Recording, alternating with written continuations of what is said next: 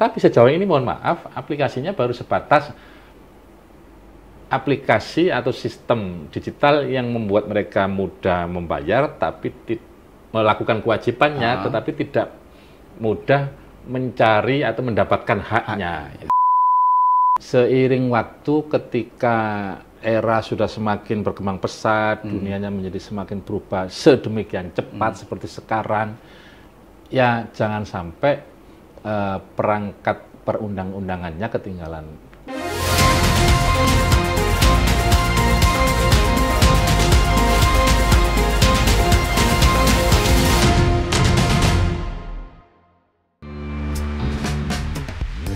Dari lorong-lorong pendidikan dasar di desa, hingga ruang-ruang kebijakan strategis Jawa Timur, dialah Fauzan Fuadi, SIKOM, M.Medcom. Lahir dan tumbuh besar di lingkungan yang syarat nilai keislaman dan perjuangan, Fauzan mengawali langkah pendidikannya di Mihidayatul Wadhon, lalu melanjutkan ke MTS dan SMU As-Sa'adah Bunga. Semangat belajar dan berdedikasi mengantarnya menempuh pendidikan tinggi di Universitas Muhammadiyah Malang, hingga meraih gelar magister di bidang media dan komunikasi dari Universitas Airlangga Surabaya. Dalam dunia organisasi, Fauzan telah menapaki tangga-tangga kepemimpinan sejak muda. Ia pernah menjadi ketua rayon hingga ketua koordinator cabang PMI Jawa Timur, dan kini terus mengabdi sebagai wakil ketua PWIK PMI Jatim. Di berbagai organisasi kepemudaan, ia aktif sebagai dewan pembina, baik di Garda Bangsa maupun Gemasaba Jawa Timur. Tak hanya itu, semangat juangnya juga tergambar dalam dunia politik. Di tubuh Partai Kebangkitan Bangsa atau PKB, Fauzan pernah menjabat sebagai wakil sekretaris dan bendahara DPW PKB Jawa Timur, hingga memimpin fraksi PKB di DPRD Jawa Timur. Kiprahnya di legislatif pun tidak main-main. Ia pernah dipercaya sebagai wakil ketua sementara DPRD Jatim, wakil ketua Komisi C, hingga ketua tim pemenangan Cagup-Cawagup Jawa Timur. Kini, ia terus mengabdi sebagai anggota Komisi A dan ketua fraksi PKB DPRD Jawa Timur. Di luar dunia politik, Fauzan juga seorang entrepreneur yang visioner. Ia adalah komisaris utama PT Love Berkah Haramain, serta founder Love Chatri Gresik. Fauzan Fuadi adalah gambaran sosok pemimpin muda yang tumbuh dari akar rumput, melesat dengan tekad, dan terus bergerak untuk perubahan yang lebih baik. Fauzan Fuadi, pemimpin muda untuk Jawa Timur yang maju, mandiri, dan berkeadaban.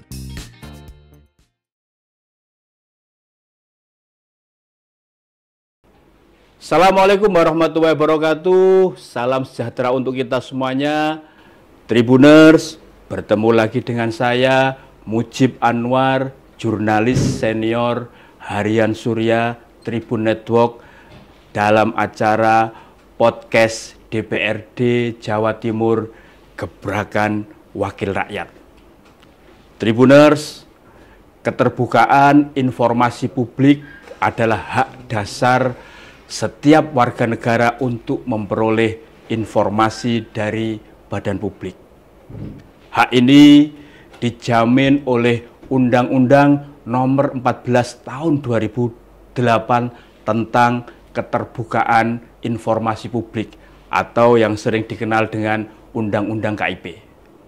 Nah, keterbukaan informasi publik yang efektif di era digitalisasi seperti sekarang ini memang mampu meningkatkan akuntabilitas, partisipasi publik, dan kualitas pelayanan publik. Tapi di sisi lain, untuk mengubah budaya birokrasi yang kuat, untuk mengubah budaya birokrasi yang cenderung tertutup menjadi lebih transparan, memang membutuhkan waktu dan komitmen yang kuat dari seluruh pimpinan serta pemangku stakeholder terkait. Untuk itu, Tribuners dan para pemirsa, tema yang kita angkat dalam podcast Gebrakan Wakil Rakyat kali ini adalah tantangan keterbukaan informasi publik di era digitalisasi bagi pemerintahan daerah. Untuk itu, sudah hadir bersama kita Bapak Fauzan Fuadi, SIKOM, M. M-Medcom. M-Medcom. Untuk itu sudah hadir bersama kita Bapak Fauzan Fuadi SIKOM M-Medcom. Beliau adalah anggota Komisi A Bidang Hukum dan Pemerintahan DPRD Jawa Timur. Mas Fauzan ini juga menjabat Ketua Fraksi PKB DPRD Jawa Timur. Assalamualaikum Mas Fauzan. Waalaikumsalam, Mas Budi. Sehat ya? Sehat ya? Lama enggak ketemu. Iya. Mas, ini kan menarik ya, soal keterbukaan informasi publik ini bagi pemerintah daerah di era digitalisasi ini. Kalau menurut Mas Fauzan ini, apa sih sebenarnya tantangan terbesar dari keterbukaan informasi publik di era digitalisasi bagi pemerintah daerah, Mas? Ya, kalau genealogi dari undang-undang tentang keterbukaan informasi publik ini sendiri, karena sebagaimana tadi Mas Mujib juga sudah singgung berkali-kali, undang-undang ini lahir tahun 2008, nomor 14 tahun 2008. Yeah. Diundangkannya itu baru pada tahun 2010. Yeah. Nah, tahun 2008 itu meskipun era perkembangan teknologi digitalisasi sudah maju, sudah pesat, tetapi 17 tahun kemudian, artian hari ini, tahun 2025, semestinya ada banyak materi-materi, ada banyak menu, ada banyak hal-hal yang tertuang di dalam pasal-pasal, di dalam undang-undang tersebut yang semestinya kurang relate dengan kondisi hari ini. Tetapi apapun, spirit dasar dari keterbukaan informasi publik itu masih relate, masih dibutuhkan, masih cukup relevan dengan keadaan sekarang. Hanya saja kalau kita berbicara tantangan pemerintah daerah dalam konteks seperti ini, seperti apa yang harus dilakukan. Sejauh ini misalnya kalau kita membedahnya dari perspektif lembaga-lembaga keterbukaan yang membantu fasilitasi kepada warga atau masyarakat mencari tahu terhadap informasi-informasi yang dia butuhkan, sudah ada sebetulnya. Yeah. Yang itu juga menjadi mitranya Komisi A dalam melaksanakan tugas sehari-hari kita. Tetapi terus terang saja sampai dengan sekarang dorongan, fasilitasi, supporting dari yang mengelola anggaran ini itu menurut saya belum terlalu maksimal diberikan. Nah, itu tentu saja apakah sudah cukup memberikan ruang atau warna terhadap upaya masyarakat untuk mendapatkan haknya dalam konteks mencari informasi-informasi yang berhubungan dengan kepemimpinan di daerah, pemerintahan di daerah. Ini kan bisa macam-macam ya, Mas Mujib ya. Suatu dinas dia punya program, sekelompok masyarakat apapun dia kepingin mengakses informasinya, kalau dia tidak punya akses, tidak punya jalurnya, tidak tahu juga harus kemana, kan dia akhirnya buta. Ibarat orang berjalan tidak ada penglihatan, ini kan pasti akan meraba-raba. Yang terjadi faktanya mungkin sistemnya sudah ada, mungkin sudah disediakan aplikasi atau macam-macam ya ruangnya, tetapi kalau masyarakat tidak ngerti dia harus kemana, kan dia juga akhirnya tetap akan kesulitan melakukan akses informasi apapun informasi itu yang dia butuhkan. Nah, tentu saja mungkin jangka panjangnya perlu difikirkan juga ini, tetapi ini domainnya pemerintah pusat ya, otomatis bahwa undang-undang ini harus disesuaikan, artinya berarti harus direvisi ya, harus dilakukan amandemen untuk lebih adaptif dengan perkembangan teknologi sekarang, supaya pasal-pasal yang mengatur, bagian-bagian yang membahas soal betapa sekarang kemajuan teknologi informasi ini, digitalisasi ini kan sudah merambah ke semua sektor kehidupan, termasuk pemerintahan, pemerintahan dari pusat sampai ke daerah. Kalau kita tidak siap, tidak tanggap terhadap perkembangan ini, maka ya kita boleh dibilang tergolong sekelompok yang ketinggalan zaman. ya meskipun sekarang yang jadul-jadul digemari lagi Mas Suci. Mas Fauzan, atas tadi yang Mas Fauzan sampaikan, perkembangan teknologi, digitalisasi, informasi ini kan luar biasa. Ketika 2008 dibikin ini undang-undang, meskipun penerapannya baru 2010, ini kan belum ada ya. Sekarang kan ada. Belum seperti sekarang. Belum seperti sekarang kan ada yang namanya AI.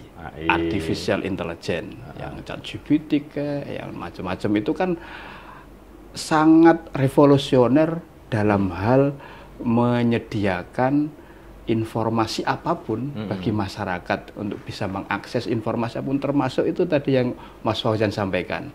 Apakah soal informasi pemerintah daerah di mana, misalkan di Tuban, di Bojonegoro, atau misalkan informasi soal DPRD Jawa Timur, Pemprov Jatim, semuanya kan tersedia itu bahannya yang bisa disajikan. Soal ini kebenarannya kan perlu diverifikasi. Nah, ini gimana Mas? Ini kan belum, tadi disampaikan oleh Mas Fauzan, belum terakomodir ya dalam pasal-pasal awal ketika undang-undang KIP ini diberlakukan. Spirit awal ketika undang-undang KIP ini diluncurkan itu kan pasti berangkat dari keadaan kita sebelumnya yang segala sesuatu dibatasi. Masyarakat hendak mencari informasi terkait dengan pemerintahan ya tentu saja ya, itu aksesnya masih terbatasi sehingga perlu dibuatlah payung hukum yang bisa melindungi warga masyarakat ketika dia kepingin tahu, oh ini saya bayar pajak, uang saya bayar pajak ini oleh pemerintah dipergunakan untuk apa kan. Sebelum ini ketika era masih ordenya belum orde yang waktu pergolakan mahasiswa puncaknya tahun 98 ada penggulingan rezim, lalu kemudian berganti era baru. Ini kan belum serta-merta ya. Waktu itu kita masih berharap betul ada teman-teman media yang bisa menjadi penyeimbang, melakukan pengawasan, memberikan informasi dan seterusnya. Tetapi setelah undang-undang itu kita dilahirkan, saya masih ingat betul waktu itu euforia masyarakat kita, baik yang di NGO, yang di kelompok-kelompok organisasi kemasyarakatan, itu betapa menyambut ini dengan sukacita. Tetapi seiring dengan waktu berjalan, ya bagaimanapun hitung-hitungan ini jelas di atas kertas 2008 atau 2010 lah anggap begitu, ke tahun 2025 ini 15 tahun loh. Betapa teknologi itu hitungan perubahannya itu bukan lagi tahunan, puluhan tahun, tetapi begitu cepatnya terjadi revolusi, terjadi perkembangan sarana teknisnya, termasuk sarana non teknisnya berupa wawasan orang terhadap ini dan seterusnya ya. Sudah pasti akan ada banyak yang out of date dari keadaan sekarang. Sebutlah misalnya kalau dulu pada saat KIP ini awal-awal ada itu kan kebutuhan orang itu paling apa sih, dia hanya mengakses informasi anggaran misalnya, informasi pembangunan misalnya, itu dilindungi dengan adanya undang-undang ini. Tapi kan orang tetap harus datang manual kepada instansi dimaksud, mencari data, datang kalau ke dipersulit, PPID, kalau di situ dipersulit barulah kemudian, oh ini saya ini melakukan praktek begini, bukan mencampuri, bukan membuat ruwet tugas Anda sebagai penyelenggara negara, tetapi saya berhak sebagai elemen masyarakat melakukan fungsi kontrol, fungsi pengawasan, kepingin tahu, macam-macam lah kepentingannya ya. Orang harus datang. Tetapi di era sekarang, kalau kita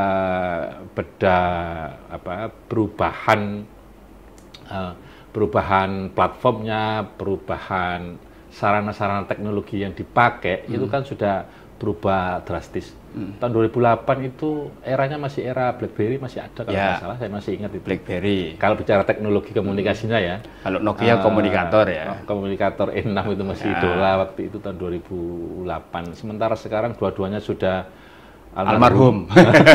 Sudah almarhum. Sementara undang-undangnya masih kita pakai. Nah sekarang bayangkan, mungkin pemerintah akan berlindung dengan jawaban-jawaban misalnya untuk Jawa Timur misalnya ya. Loh, kami tidak pernah menutupi informasi. Kita sudah ada aplikasi, katakanlah Majadigi. Jawa Timur kan ini ada Majadigi yang diagung-agungkan. Singkatan dari Majapahit Digital. Konon katanya semua arus informasi kalau masyarakat butuh bisa akses, bisa klik di situ, sekali klik, sekali penasaran kepengen tahu sebuah urusan yang berhubungan dengan hak mereka sebagai warga masyarakat. Ketika dia apakah membayar pajak, kepengen ngurus apa KTP, kemana, apa dan seterusnya itu, kan bisa ke aplikasi itu katanya. Tetapi prakteknya sudah berapa banyak orang di Jawa Timur ini, kalau penduduknya 30-an juta, yang sudah ngerti adanya aplikasi ini. Mas Mujib tahu nggak ada Majadigi? Ini pada saat debat-debat kemarin juga sudah diperdebatkan. Sudah pernah membuka Majadigi. Nah itu, kita tahu informasi. Sudah install apa belum?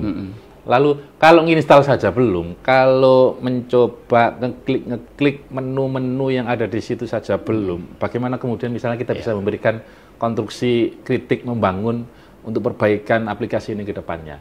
Sudahkah betul-betul aplikasi ini mengcover seluruh hal kebutuhan masyarakat kalau kepingin dia tahu? Bagaimana juga kolaborasinya atau engagement antara satu aplikasi ini dengan aplikasi-aplikasi lain yang dimiliki oleh daerah-daerah lain sama-sama Jawa Timur atau lintas provinsi di luar Jawa Timur atau ke vertikal ke atas aplikasi yang juga dimiliki oleh pemerintah? Kan 3 tahun yang lalu misalnya mulai diberlakukan sistem informasi pembangunan daerah. Ada sebuah sistem di mana di situ semuanya bisa diakses, akuntabilitas, transparansi. SIPD itu ya. SIPD semua orang bisa lihat di situ. Kalau misalnya ada ketidakpuasan, ada yang menghalang-halangi, bisa menggugatnya melalui komisi ombudsman bisa ke komisi penyiaran KPID ya. Ya juga bisa. KPP. Bisa ada banyak sarana kita kalau mau persoalkan itu. Tetapi lebih dari sekedar itu, ya memang ada faktor-faktor lain yang juga harus dimiliki oleh penyelenggara kita berupa misalnya sebuah komitmen yang baik. Karena kita bukan bermaksud mendewa-dewakan sistem. Sistem dibangun, dirancang sebaik apapun kalau goodwill dari pemerintahnya tidak ada, kan juga repot. Sepinter-pinternya secanggih-canggihnya polisi katanya lebih itu kan sampai ada pepatah begitu. Sehingga menurut saya seluruh komponen kalau kita mau betul-betul punya komitmen untuk merealisasikan tata kelola pemerintahan yang baik di level apapun, ya komitmen ada, sarana prasarananya ada, jangan hanya jargon di atas kertas tetapi realisasinya kecil. Majadigi ini ya, mohon maaf, diklaim dia memberikan kontribusi lumayan signifikan untuk misalnya kita bicara isu SPBE, sistem pelayanan berbasis elektronik, juga diklaim punya kontribusi lumayan tinggi persentasenya, padahal menurut saya masih sangat-sangat jauh karena masih di bawah 2 digit. Ketika kita bicara IMDI, Indeks Masyarakat Digital Indonesia, angkanya masih sangat kecil. Terbaru rilis Agustus 2024 kemarin, peringkat IMDI Jawa Timur tidak muncul kok di 5 besar nasional. Itu baru Jakarta, baru malah Bangka Belitung itu masuk, bayangkan. Dari Jakarta, Bangka Belitung, Bali, Jogja, lalu Jawa Tengah. Jawa Timur tidak ada. Artinya literasi digital ini menjadi salah satu PR utama ya, Mas. Masih kurang, masih jauh di bawah harapan. Sebetulnya kalau mau bicara belak-belakan, mau enak-enakan. Sesungguhnya IMDI itu kan begini. Ada 4 variabel yang diukur oleh mereka ketika menggolongkan suatu daerah itu punya indeks rating tertentu antara satu daerah dengan daerah yang lain. 4 variabel itu pertama soal infrastruktur digitalnya, ekosistem digitalnya, itu seberapa penguasaan, seberapa ketersediaan infrastruktur tersebut di daerah tersebut. sehingga masyarakat punya kemudahan untuk menggunakan. Itu salah satu variabel ukuran paling sederhana. Baru kemudian ada variabel pemberdayaan, variabel pekerjaan, variabel ada 4 itu. SDM juga. SDM-nya, keterampilannya betul. Yeah. Keterampilannya. Jadi infrastruktur, keterampilan, pekerjaan, pemberdayaan pekerjaan. Itu semuanya diukur. Apakah dengan keberadaan infrastruktur digital yang memadai di Jawa Timur itu sudah memiliki implikasi yang sebanding dengan masyarakat ketika dia membutuhkan pekerjaan. Yeah. Faktanya beberapa waktu yang lalu ada job fair, luar biasa membludaknya sampai ya butuhnya berapa bidang pekerjaan itu, tapi yang membutuhkan berapa. Faktanya kan begitu. Nah, terhadap itu ketika masih belum ada dampak, belum ada implikasi, maka IMDI kan juga akan mengukurnya, menempatkan kategori-kategori level indeksnya itu sesuai dengan apakah punya implikasi atau tidak. Nah, data yang disampaikan itu masih di bawah 10 digit pengaruhnya. Nah, lalu signifikansi manfaat yang diberikan oleh yang selama ini Jawa Timur, pemerintah provinsi mengagung-agungkan sebuah aplikasi, ini di mana? Saya bukan mengkritik ini tidak ada manfaat, tidak, tetapi perbaikannya, sosialisasinya, cobalah lakukan investasi yang sungguh-sungguh di sini. Tentu memang butuh anggaran besar karena ini sebuah investasi yang punya nilai multiple ke depannya, bisa kemana-mana, karena hari ini kan kita tidak mungkin menolak keberadaan perkembangan teknologi, informasi, komunikasi, lalu digitalisasi ini, karena bahkan ketika kita belum tuntas bicara 5.0, sudah muncul lagi sekarang artificial intelligence, ChatGPT, macam-macam. Sementara kalau masyarakat kita belum melek, belum adaptif dengan perkembangan itu, maka bagaimana kita berbicara yang multiple tadi itu, efeknya terhadap sektor-sektor yang lain. Di urusan tata kelola pemerintahan daerah saja, kita gagap kok menyambut ini sebagai sebuah keniscayaan zaman yang kita tidak boleh menyanyiakan, kita tidak boleh ketinggalan terhadap ini, sehingga ketika eranya sudah era, misalnya saya jadi gubernurnya, saya jadi pemimpinnya, saya tinggal bangun pagi mengontrol daerah ini jalannya berlubang, daerah ini jembatannya, itu laporan update terus melalui sebuah aplikasi, melalui sebuah sistem yang dikembangkan, maka tidak ada ceritanya ke depan seorang pemimpin kepala daerah itu kan repot ya. Dia pejabat 5 tahunan, punya perangkat-perangkat aparatur sipil di situ yang menjadi birokrat selama puluhan tahun. Lalu itu kalau tidak ada urusan goodwill satu sama lain, kira-kira fenomena, ada anggapan kan, fenomena bahwa kepala daerah dibijui, ada laporan asal, bos senang. Ini kan mungkin akan bisa dikikis, dikurangi dengan cara pemanfaatan aplikasi, sistem, yang tentu saja ini kan digital semua ini. Produknya kan produk di bawah sistem digital semua kan.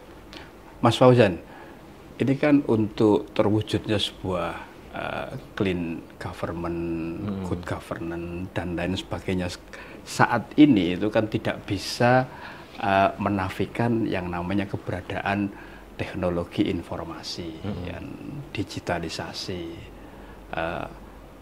serta berbagai macam platform aplikasi yang bisa dibikin kan, itu kan menjadi tool kan, seperti itu. Nah, bagi Mas Fauzan ini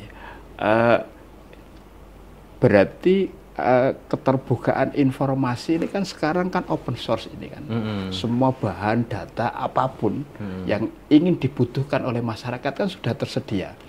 Tinggal ya bagaimana masyarakat itu tahu caranya untuk mendapatkan dan mengakses informasi yang sudah open source ini. Nah, yang mendesak bagi Komisi A ini DPR Jawa Timur apa ini? Agar masyarakat itu paham, melek teknologi, melek informasi, tahu kalau pengen butuh informasi atau data A itu ini loh caranya, kan seperti itu. Gimana? Ya, dimulai dari pendidikan literasi, berarti kan masyarakat harus tahu literasi apa, ada menu-menu apa di dalam sebuah aplikasi, di dalam sebuah platform yang disediakan, dibentuk oleh pemerintah, yang di situ dia bisa mendapat manfaat. Contoh, pajak yang menjadi kewenangannya pemerintah provinsi, PKB. itu kan pajak kendaraan bermotor, PKB ya. Orang saat ini disuguhi sebuah platform digital, itu kan lebih pada untuk tujuan kemudahan melakukan pembayaran sebagai kewajibannya membayar pajak itu. Tetapi sudahkah setelah uang itu dia atau kewajiban itu dia tunaikan, dia masih bisa ngontrol di Jawa Timur ini berapa jumlah wajib pajak yang sudah membayarkan pajaknya dan yang belum membayarkan pajaknya, termasuk sampai dengan uang yang dia sudah bayarkan sebagai sebuah manifest ketaatan dia terhadap warga negara, sebagai warga negara, itu dia bisa cek juga. Pakai untuk apa gitu? Dipakai untuk apa? Penggunaannya untuk dinas ini berapa, dinas lainnya lagi berapa, dan seterusnya. Itu kalau kita bicara pendidikan literasi, mereka kan berhak itu sebetulnya. Tapi sejauh ini mohon maaf, aplikasinya baru sebatas aplikasi atau sistem digital yang membuat mereka mudah membayar, tapi melakukan kewajibannya, tetapi tidak mudah mencari atau mendapatkan haknya. Jadi ketika bicara urusan kewajiban, masyarakat difasilitasi, diberi kemudahan. Meskipun ini juga masih banyak yang belum tahu ya. Makanya tantangan informasi publik ini, keterbukaan ini, kan juga soal bagaimana mendapatkan, bagaimana mengelola, termasuk ini diskusinya bisa kemana-mana kalau kita misalnya soal bagaimana hoak, bagaimana ini kan kewajiban pemerintah kan tetap sekali lagi bagaimana. Jangan sampai masyarakat kita mengkonsumsi berita-berita, informasi-informasi publik yang dia dapat itu justru dia salah jalan, salah arah, dikiranya ini positif untuk dia, tetapi justru malah informasi itu malah menyesatkan. Ini kan tetap edukasi dari pemerintah dibutuhkan. Kan sekarang coba banyak masyarakat kita yang terjebak ke pinjaman online, ke judi online, ke hal-hal yang semestinya dihindari, tetapi dari waktu ke waktu belakangan ini angkanya semakin tinggi. Mas, khusus yang ini tadi menarik ini kan lagi jadi interest publik ya, viral lah soal pinjaman online. Nah ini ketika dikaitkan dengan pentingnya informasi publik kepada masyarakat bahwa pinjaman online itu bisa sebagai jebakan Batman yang nanti akan menjadikan masyarakat itu miskin, mempercepat masyarakat untuk bangkrut. Itu kan salah satunya kan judi online sama pinjaman online yang tidak terkontrol. Bagaimana ini Komisi A melihat ini atas kaitannya dengan pentingnya edukasi informasi publik pada masyarakat agar teknologi ini tidak makin menjerumuskan masyarakat Jawa Timur? Ya kalau edukasi bisa dilakukan oleh siapapun, tetapi yang punya anggaran dan yang semestinya punya tupoksi ke sana kan memang pemerintah daerah ada komisi, ada dinas kominfo begitu ya.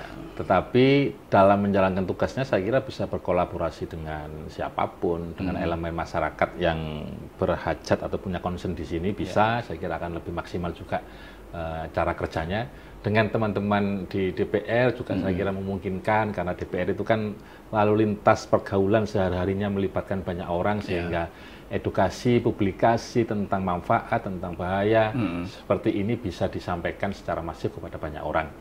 Tetapi hal yang juga tidak kalah penting, tetapi sayangnya menurut saya bukan tupoksinya teman-teman di dinas di level daerah, adalah soal melakukan kolaborasi ini dengan pihak-pihak yang lain yang juga pasti menurut saya akan punya dampak lebih konkret untuk melakukan pencegahan. Kan vendor-vendor penyedia pinjaman ini banyak sekarang, dan syaratnya juga menjadi lebih tidak masuk akal menurut saya, karena nomor HP-mu sudah digunakan berapa tahun, ada KTP enggak? Selama nomor HP-nya itu sudah dipergunakan 2 tahun ke atas misalnya, ada KTP-nya, bisa pinjaman cair kapanpun dibutuhkan. Bahkan yang lebih gila lagi, saya sering sekali juga mendapatkan ini. Jadi ini agak dilema. Di satu sisi kita menuntut keterbukaan informasi, di sisi yang lain karena terlalu bablasnya informasi ini, data-data pribadi kita kan seringkali diobrol dengan sedemikian rupanya oleh pihak-pihak di luar yang kita nggak paham. Tahu-tahu ada telepon tiba-tiba masuk, muncul, dari nomor tidak dikenal, menawarkan pinjaman. Itu saya sering kali begitu, itu sudah kita blokir, telepon lagi, blokir, telepon lagi. Nah ini menurut saya kalau undang-undangnya belum dilakukan revisi dan penyempurnaan, hal-hal yang menjadi batasan informasi publik, informasi yang bisa disebarluaskan itu apa, dan informasi apa saja yang tidak bisa disebarluaskan itu lebih jelas definisinya. Kalau dulu kan kejahatan 2008 saya kira belum ada diskusi tentang kejahatan cyber.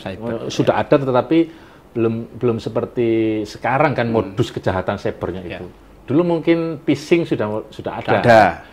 Penipuan-penipuan dengan mengambil data elektronik orang tertentu lalu tiba-tiba rekening kita jebol misalnya. Penipuan by pun juga sudah ada. Ada banyak.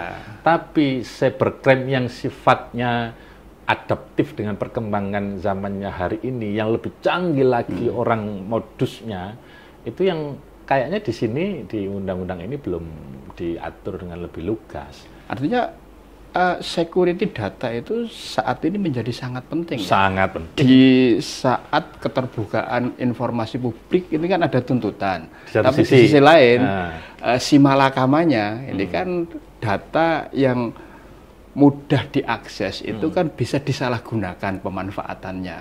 Bagaimana? Coba. Misalkan di Jawa Timur itu, kira-kira punya ini enggak Komisi A itu agar data publik itu bisa secure? Aman. Data publik, di situ nanti pelaku-pelakunya adalah pejabat publik. Ini ambil contoh ya. Pejabat publik itu ya kalau sekarang dia memang harus siap menjadi ikan di akuarium yang dipelototi, dilihat oleh orang kapanpun. Jadi sorotan lah, senternya. Kapanpun gitu ya. Jadi, tetapi kan bagaimanapun kita punya urusan domestik, urusan privat yang masa itu juga harus dipublikasi.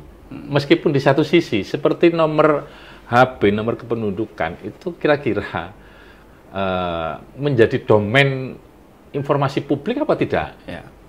Kalau pejabatnya jelas pejabat publik dia, supaya mudah, supaya cepat ambil keputusan. Salah satu sarana komunikasi kan nomor telepon. Nah, nomor telepon itu kalau semua atau banyak orang tahu itu kan memang akan lebih cepat lah. Misalnya masyarakat yang selama ini melihat kepemimpinan itu ibarat dia ketemu dengan tembok besar, tetapi dengan misalnya dia punya nomor HP bupatinya langsung, gubernurnya langsung, dia bisa langsung bebas menyampaikan aspirasinya. Tetapi ada dilema ketika ini dipersalahgunakan oleh oknum-oknum tertentu dengan aneka modusnya. Kan lalu seorang pejabat itu dia menjadi lebih tidak punya privasi. Kebayang nggak sih misalnya gubernur atau presiden karena data elektroniknya diketahui banyak orang lalu sewaktu-waktu dia bisa ditelepon oleh vendor yang menawarkan pinjaman misalnya. Kan apa ini, kayak ada yang kebablasan gitu menurut saya. Meskipun ya tidak boleh juga bagi pemimpin yang baik dia merahasiakan nomor teleponnya, padahal dari situ itu nomor telepon kan memungkinkan ada banyak arus komunikasi, distribusi informasi, penyampaian aspirasi dan seterusnya yang lebih mudah tersampaikan direct dari bawah kepada tanpa birokrasi, disampaikan kepada pimpinannya lalu langsung dieksekusi. Itu kan sebetulnya keunggulan juga dalam model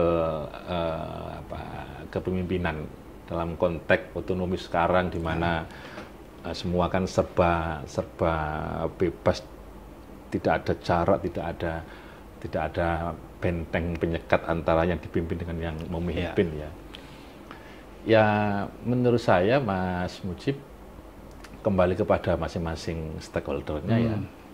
Apakah kayak begini ini di barrier di konteks apa agar kita tetap tidak menggadaikan urusan atau prinsip memberikan keterbukaan informasi ini, tetapi di sisi yang lain pemerintah daerah kita juga dia sebagai tokoh publik, sebagai pejabat, dia tetap mempunyai ruang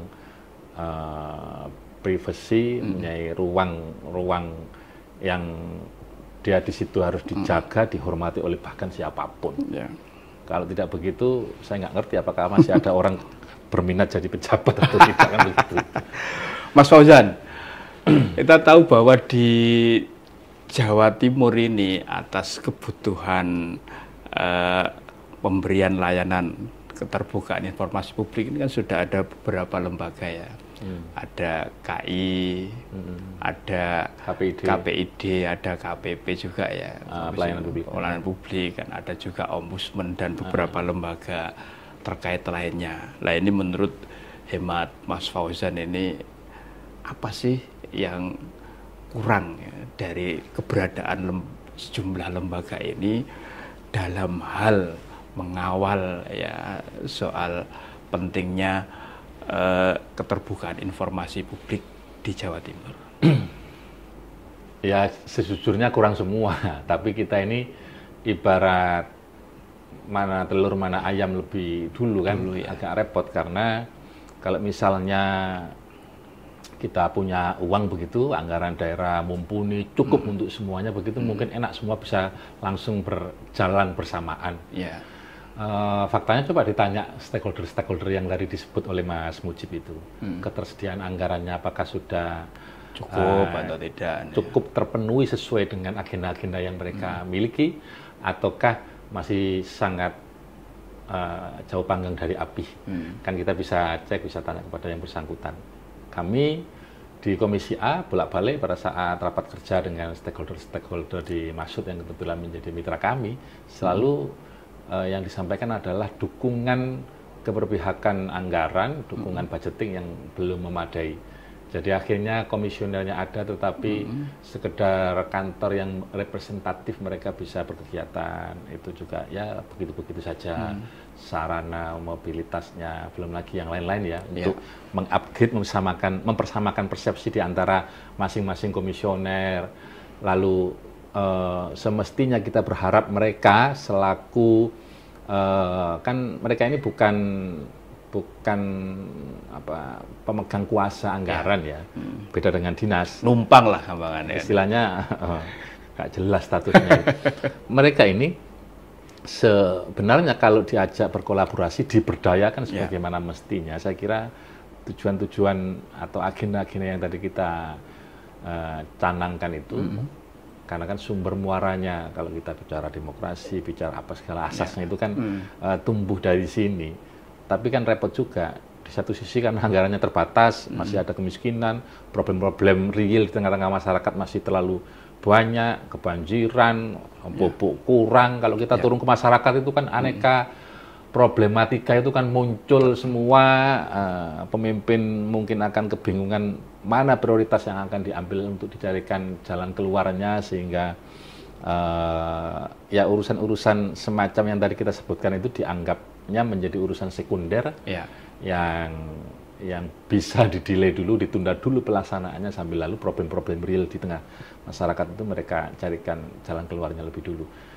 Itu kalau dari sisi kurang anggaran. Kalau dari sisi support-support yang lain, ya kan tidak harus anggaran sebetulnya. Tapi kalaupun tema atau isu itu sekalipun yang kita mau bahas juga sama, kurang perhatiannya itu. Padahal keberadaan lembaga ini kan sebenarnya sudah lama, Mas. Ada. Ya Komisi A hanya bisa mendorong, karena DPR itu kan memang fungsinya bukan fungsi eksekusi, jadi kita hanya mendorong, membantu mengagregasi suara atau kepentingan dari elemen masyarakat, dari kelompok-kelompok yang memang perlu kita bantu fasilitasi supaya lebih didengar suaranya, unek-uneknya itu. ya kita sampaikan. Tapi sekali lagi realisasinya seperti apa, ya masyarakat atau rakyat di Jawa Timur bisa menilai secara objektif kondisinya seperti apa. Ya mudah-mudahan lah. Yang penting goodwill-nya ada. Mudah-mudahan suatu saat nanti nggak bisa di era-era kita, ya era anak-anak kita, era cucu kita, biar seperti lagunya itu. Jika tidak hari ini, ya minggu depan. Ya. Mas Fauzan, ini kan tadi sudah dijelaskan oleh Mas Fauzan. Apakah sudah ada gambaran ya dari DPRD Jawa Timur, khususnya Komisi A, atas perkembangan teknologi sekarang, artificial intelligence dan berbagai macam platform itu? Nah, ada semacam usulan perda inisiatif itu dari Dewan agar bisa makin melindungi masyarakat dan agar potensi yang dimiliki Jawa Timur itu juga bisa lebih bermanfaat bagi masyarakat Jawa Timur.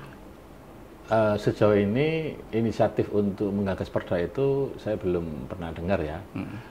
Tapi kalaupun toh nanti ada 1-2 pihak yang menyuarakan, saya kira juga tidak semudah kita berharap itu kemudian dilakukan pembahasan dan diberlakukan. Faktanya, ini agak melebar sedikit, faktanya sudah berapa peraturan daerah di Jawa Timur ini kita bahas, kita tuntaskan, realisasinya juga masih belum sepenuhnya sesuai dengan harapan ketika raperda menuju perda itu dibahas. Belum lagi problem cantolan hukumnya dari atas kan. Ini sesuatu yang meskipun tidak bisa dibilang sama sekali baru, tetapi hal-hal yang mau kita atur adalah hal-hal yang belum pernah ada sebelumnya. Berarti kan ini hal-hal yang baru. Katakanlah kalau tadi undang-undang KIP itu dijadikan sebagai cantolan kan, berarti amandemen undang-undang ini harus lebih diperluas dan malahan mungkin bisa mengubah judul undang-undangnya. Saya tidak ngerti kalau yang undang-undang yang langsung menyasar ini soal komunikasi informasi begini lah apa ya, era digitalisasi ini kok saya juga belum pernah dengar ya. Karena kan sebuah undang-undang digagas, dibuat itu harus atas dasar problem di tengah-tengah masyarakat yang sudah mendesak untuk kemudian perlu ada regulasi atau payung hukum yang mengatur di situ. Tapi kita lihat saja nanti. Mas, ini kan keterbukaan di era keterbukaan informasi publik itu kan seringkali yang terjadi ya, sesuatu itu harus menunggu viral dulu baru direspon ya oleh lembaga tertentu, lembaga yang punya otoritas lah, apakah itu pemerintah daerah, apakah itu lembaga terkait lainnya. Nah, gimana kalau menurut Mas Fauzan?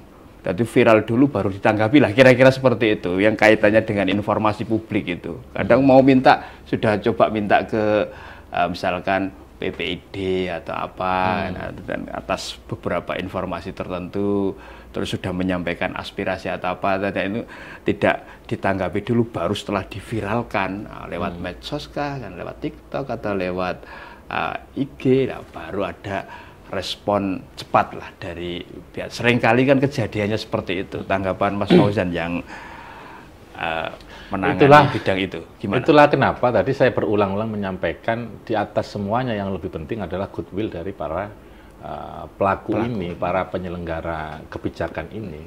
Kalau goodwill ya Mas kalau goodwillnya tidak ada, sebaik apapun sistem, memanfaatkan teknologi yang secanggih apapun, ini sistem ini kan nggak akan punya arti apa-apa kalau misalnya kita soal data misalnya ya. Kalau tidak ada yang entry datanya, kalau ngisi data sudah benarkah data itu diisi, dan seterusnya.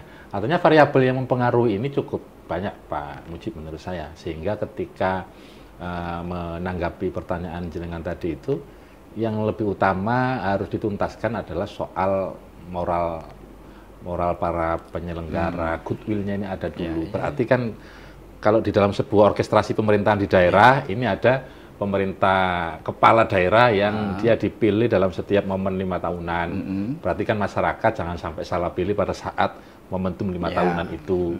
Jangan karena semata-mata pada saat mau menyalurkan hak suara mendapatkan apa, dapat ganti apa, lalu kemudian orang dengan kapasitas tertentu yang bahkan mungkin termasuk secara moralnya bisa dipersoalkan, ternyata karena dia punya kecukupan resource dia terpilih. Ini kan celakanya pada saat dia memilih, apakah dia punya keberpihakan yang kuat terhadap kepentingan populer di masyarakat yang sedang mendesak dibutuhkan.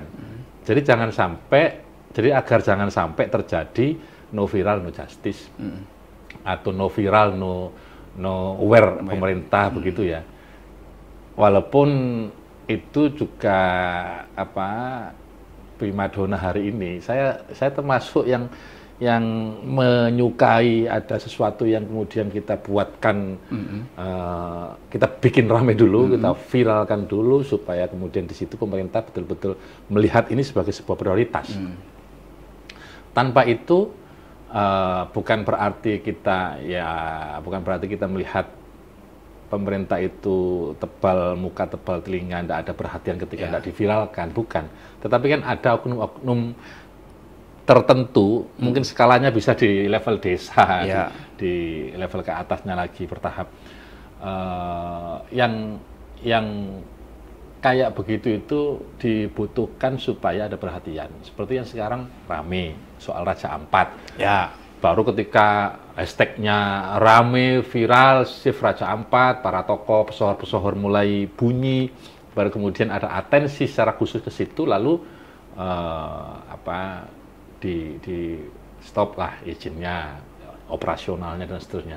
Ini yang kelihatan viralnya secara nasional. Kalau di level bawah itu sebetulnya ada banyak juga problem-problem kemasyarakatan di tengah-tengah masyarakat yang kemudian masyarakat itu tidak mendapatkan perhatian atas aspirasi yang dia sampaikan sebelum aspirasi itu diviralkan lebih dulu.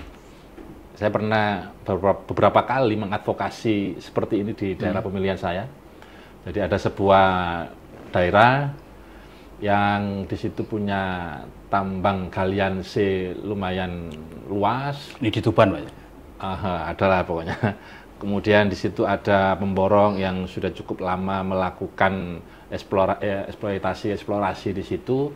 Tapi lama-kelamaan ini kan apakah kebisingannya, apakah lalu lintasnya, apakah dampak ekonomi yang diberikan kepada masyarakat sekitarnya itu belum diterima oleh mereka. Kan nggak cukup CSR ya, perusahaan-perusahaan melakukan eksplorasi sedemikian rupa dia. Nah, itu ada sekelompok pemuda menyikapi tidak didengar oleh kepala desanya, mungkin kepala desa ini berkelindan erat kepentingannya dengan stakeholder tertentu di lingkungannya, apakah itu dari pihak keamanannya, apakah dari itu ada DPR-nya, oknum DPR-nya di situ dan seterusnya. Masyarakat mau bengak-bengok modelnya apa aja ya nggak akan didengar ini. Tapi begitu viral, semua langsung seolah-olah menjadi pahlawan kesiangan, merespon itu dengan cepat dan seterusnya. Bahkan viral itu seringkali jadi salah satu fast track ya. Senjata bagi pihak tertentu, khususnya sekarang yang sudah mulai memanfaatkannya para pejabat juga. Ya, Pak. Mas Fauzan, ini penting ini. Ketika Mas Fauzan turba karena sebagai wakil rakyat ya atas bidang keterbukaan informasi publik yang sering disuarakan apa? Soal apa ini? Ya kan ketika Mas Fauzan turun ke bawah konstituen, apa sih informasi yang seringkali diharapkan oleh masyarakat kan ditingkatkan grassroots itu kepada pemerintah? Ya tergantung kita sedang berjumpa dengan siapa. Berjumpa dengan kelompok ekonomi petani, berjumpa dengan teman-teman nelayan, berjumpa dengan komunitas muda, pendidikan dan seterusnya, itu pasti aspirasi berbeda-beda sesuai dengan kecenderungan, preferensi, karakter masing-masing lah. Itu pasti ada kecenderungan sesuai dengan latar belakangnya masing-masing. Nah, tetapi dari keseluruhan itu, kalau boleh ditarik benang merahnya, kebutuhan, tuntutan, aspirasi masyarakat itu paling banyak ya di seputar urusan kesejahteraan mereka. Kesejahteraan itu kan misalnya kita tarik benang merah, kita tarik misalnya kebutuhannya adalah urusan kesehatannya, urusan pendidikannya, urusan apa yang besok mau dimakan, urusan dasar mereka, urusan dasar hajat hidup dasarnya masyarakat. Rata-rata ya seputar itu. Kan semuanya pasti kepingin ada campur tangan. Mereka merasa punya pemimpin, merasa punya pemerintahan, punya mereka ingin pemerintah itu hadir ya, kita DPR presentasinya, mereka selalu menyuarakan hal-hal seputaran itu. Nah, ya kembali kepada masing-masing, apakah itu langsung disuarakan oleh DPR-nya kalau pas ketepatan itu disampaikan kepada DPR-nya, atau kalau pada saat itu disampaikan kepada langsung pemegang kebijakannya, pada saat kepala daerah turba atau apa, kan bisa langsung disampaikan oleh masyarakat kepada pimpinannya itu. Maka tergantung pimpinannya, apakah itu langsung dieksekusi sebagai sebuah kebijakan, terobosan program apa begitu yang langsung pro kepada kepentingan mereka atau tidak, kita kan nggak ngerti. Kita bisa lihat case-nya di mana, daerah mana, biasa di tiap daerah case-nya beda-beda kan. Mas Fauzan, ini terakhir ya. Apa harapan dari Mas Fauzan terkait dengan keterbukaan informasi publik, khususnya ke depan, Mas? Ini kan sudah ada tahapan ya, ketika undang-undang ini dibikin 2008 dan mulai diberlakukan 2010 sampai 13 tahun ke depan. Nah, ini apa ini harapan Mas Fauzan? Karena eranya ini kan sudah beda. Agar keberadaan undang-undang keterbukaan informasi publik ini bisa menjangkau, bisa mengantisipasi masa depan. Sesuai dengan latar belakang dan filosofinya ketika undang-undang keterbukaan ini dibuat adalah yang paling utama menurut saya adalah supaya potensi penyalahgunaan kewenangan, dalam kewenangan itu melekat jabatan, di dalam jabatan itu melekat kewenangan mengelola sebuah daerah, sebuah wilayah, di situ ada anggarannya. Itu dengan harapan ketika informasi itu publik mengetahui, maka tingkah laku, tindak tanduk, perbuatan, hal-hal yang menyangkut jabatan dan kewenangan yang melekat kepada yang bersangkutan, itu masyarakat secara luas bisa turut serta berpartisipasi melakukan pengawasan. Kan ini kan sebetulnya filosofi atau latar belakang awalnya kenapa KIP ini, keterbukaan informasi ini dibutuhkan. Nah, seiring waktu ketika era sudah semakin berkembang pesat, dunianya menjadi semakin berubah sedemikian cepat seperti sekarang, ya jangan sampai perangkat perundang-undangannya ketinggalan zaman gitu. Kalau kemudian undang-undangnya atau perangkat hukumnya ini ketinggalan, sementara barang yang semestinya atau hal-hal yang semestinya diatur oleh undang-undang ini sudah bermunculan baru dan tidak terjangkau oleh produk undang-undang ini, itu maka apa yang mau diatur dari sini? Perumpamaan sederhananya kan tadi yang kita sempat bahas itu. Dulu saja era teknologinya masih BlackBerry sama itu ya. Itu sekarang sudah menjadi barang langka. Sementara sekarang aplikasi karu-karuan, orang bebas mendapat informasi tanpa dia tergantung kepada institusi pemerintahan. Dia cukup ngecek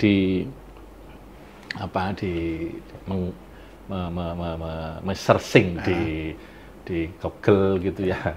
Dia bisa tahu jawaban atas pertanyaan yang dia butuhkan. Tetapi itu kan bukan berasal dari yang disediakan oleh pemerintah, tetapi penyedia Google itu kan ada penyedia, ada owner yang di situ menyediakan layanan informasi berbasis macam-macam ya, sistem yang rumit di situ dan seringkali kalau masyarakat pada umumnya mengakses itu sementara dia tidak tahu apakah sumber informasi dan berita yang dia akses itu betul-betul bisa dipertanggungjawabkan, orang kan bisa tersesat. Ya. Makanya kalau standar akademik tersesat di tengah perkembangan teknologi. Iya. Kalau dalam standar akademik mau nulis tugas akhir kan boleh orang dapat informasi dari Google, tapi kan di situ daftar pustakanya daftar sumbernya harus jelas. Ya. Kalau dulu wiki itu tidak bisa menjadi sumber, sekarang wiki itu apakah layak menjadi sumber? Sementara wiki itu swasta atau badan pemerintah. Kayak begini ini ternyata ruang-ruang itu banyak diambil alih oleh swasta. Swasta di dalam sebuah negara kalau tidak dibatasi dia bisa menjerumuskan. Dan tidak perlu kita merasa gagap karena faktanya sekarang bahkan negara-negara maju banyak yang melakukan pembatasan termasuk terhadap penggunaan sosial media yang begitu bebas ini agar generasi penerus bangsanya menjadi lebih terarah. Oke, Mas Fauzan, paling akhir ini closing statement atas tantangan keterbukaan informasi publik di era digitalisasi ini bagi pemerintah daerah. Apa Mas? Singkat. Tantangan.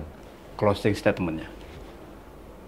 Ya, semua harus menjadi tantangan karena kalau menjadi pejabat tadi ya, itu hampir-hampir kita seperti akuarium, seperti ikan di dalam akuarium yang setiap saat apapun harus siap dilihat, diketahui, dikomentari, bahkan dinyinyiri oleh netizen, oleh masyarakat pada umumnya, banyak orang lah ya, yang ya kalau tidak siap ya jangan masuk ke situ.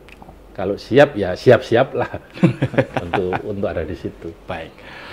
Baik Tribuners, demikian tadi podcast Gebrakan Sang Pemimpin dengan Mas Fauzan Fuadi, anggota Komisi A DPRD Jawa Timur. Mas Fauzan, terima kasih ya, sekali. Ya. Tribuners, terima kasih juga sudah menyaksikan Gebrakan Wakil Rakyat. Tetaplah setia di channel YouTube kesayangan Anda, Harian Surya Tribun Network. Mata lokal menjangkau Indonesia. Saya Mujib Anwar undur diri. Assalamualaikum warahmatullahi wabarakatuh. Salam sejahtera untuk kita semuanya. Dan yang paling penting, jangan lupa bahagia.